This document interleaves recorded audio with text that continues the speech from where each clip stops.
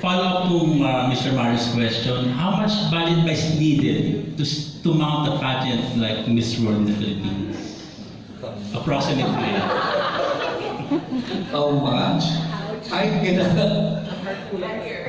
cannot reveal. It's all love and passion and generosity.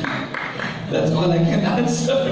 I can't tell you how much, but it's support from the sponsors. Okay. And support from the people who is willing to help us to all our charity. But definitely I cannot tell you the numbers. Okay. And then the second question, you met Julia Morley, I presume. And then pwedeng short kwento, paano yung first meeting nyo? But did she tell you any do's and don'ts in staging a pageant or reminders? Parang ganun. I met Julia Morley long time ago pa because especially on the first Miss World, the time of Gwen. Okay, and then I became close when I was a part of Miss World at the time of Megan, since I was the vice president of Cory when the part of the Miss World Philippines. Up to now, I have a good relationship with the Miss World organization, especially to Julia.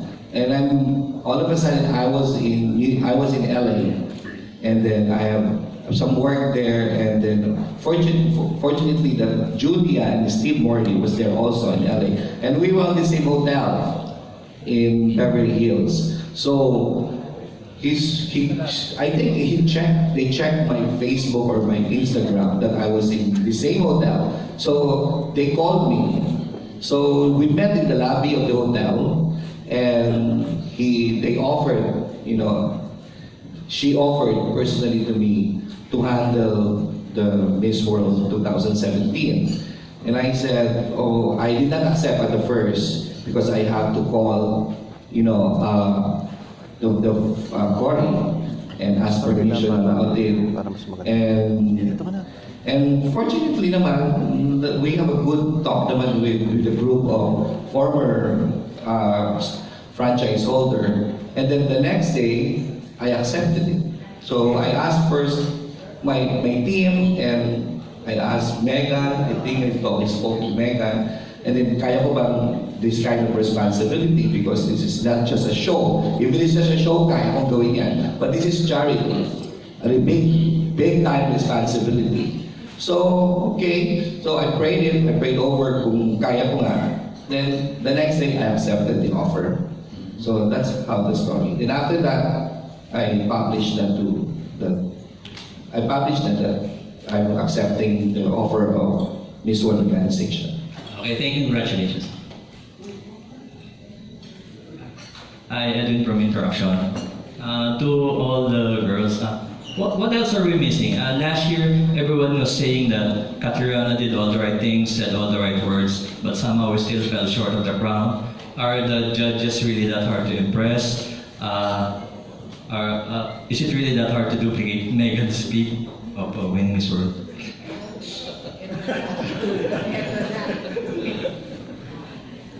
Well, of course, I would like to say that it's really hard to follow a Filipina like Megan now. Diba? Mahirap talaga. Pero I think we all know that we all did our best. Catriona did her best during her time, but it really depends on the judges on that day itself kung ano ba talaga yung hinahanap nila. Because what I know is that they judge you not only on the pageant night, but also from the very beginning of the competition. As soon as you put your foot on the venue, they're already judging you. So we'll never know what they really want for that year specifically. It depends on the projects that they also have ahead, di ba?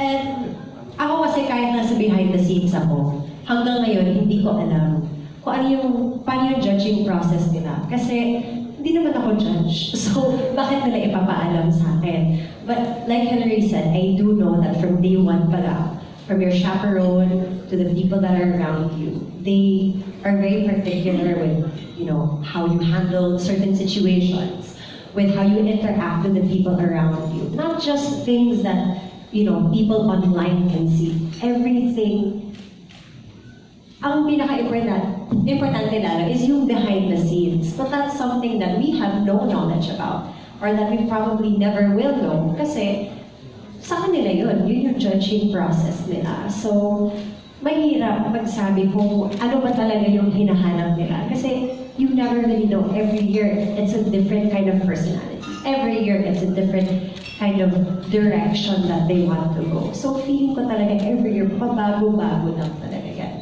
I think Megan's right, but something that they have in common every year is they look for a good part. You know, like Megan said, they really watch us in the second we land there, and they really get to know the real us. It's not just the image that you portray when you're on stage.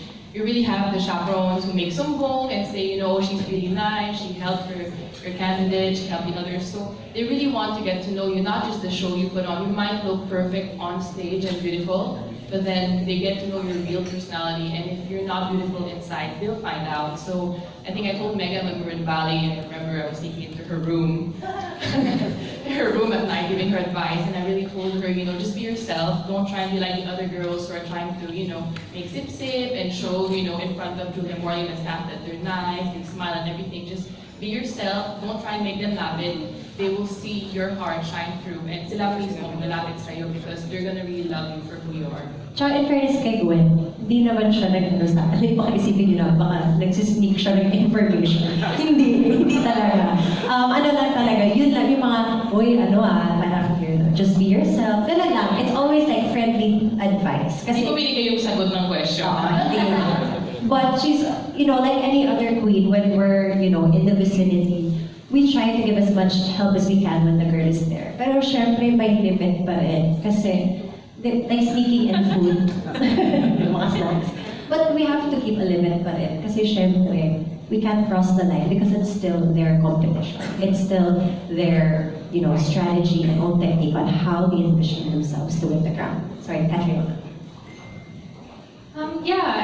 It's really the organization's prerogative and the judge's decision. So I guess as competitors and as viewers and as supporters, we'll never really know their exact judging technique or what they're really looking for. But I mean, they do have a hard job cut out for them. There is 120 candidates. So to judge that, and my competition was only 3.5 weeks. So to really look at everyone, the judges have their job cut out for them. So I'm sure they did the best that they could. For me, based from my experience, it's not just during the pageant itself, the coronation night, and the other activities with the fast track events. For me, it's the day that you're there already in that country. They will judge you on the day itself with everything, like what Megan said. So behind the scenes, so how you communicate with your roommate, of course, that's very important. And how you deal with the chaperones as well and the rest of the staff. They always judge you for it all the time. Basically, when you're a contestant, think na, okay, they're looking for a spokesperson for 1 whole year. So all the time, every time you travel, you need to, you know, be on your toes. It's a job, and you need to fulfill it well. Can you imagine you being a boss and being with someone na you didn't have a good working relationship with? That's someone I think that they're looking for, is someone that they can work with.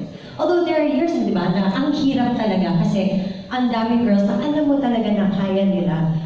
But wala, it's, at the end of the day, it's still the judge's decision. And siguro, if I can add to what our lady said, I think we got the formula. Parang alam naman natin kung ihahanda natin. The mere fact that all of our 6 previous winners are placers in our international pageant, kaya natin to. Sometimes talaga meron lang extra luck, extra push na nangyayari from a year's perspective. That's why it differs. And that was a challenge for me and ALV na this year, pag tumungtong yung first winner from the new organization, ready na rin siya. And we're very lucky din talaga to have the mind of all of the 6 winners that could contribute to that success.